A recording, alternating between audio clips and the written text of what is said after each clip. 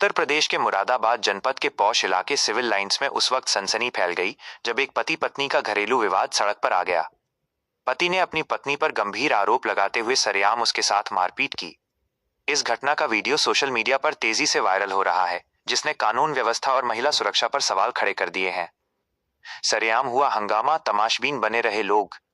मिली जानकारी के अनुसार सिविल लाइंस क्षेत्र में दोपहर के समय एक शख्स ने अपनी पत्नी को बीच रास्ते रोक लिया।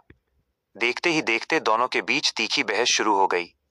पति ने महिला पर कुछ गंभीर आरोप मढ़े और फिर आपा खोते हुए सबके सामने ही उसकी पिटाई शुरू कर दी।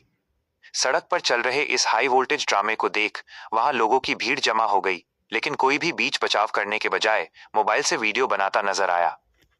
वीडियो में सफाई देती दिखी महिला। पीछे हो जाओ अर्चित भाई, पीछे हो।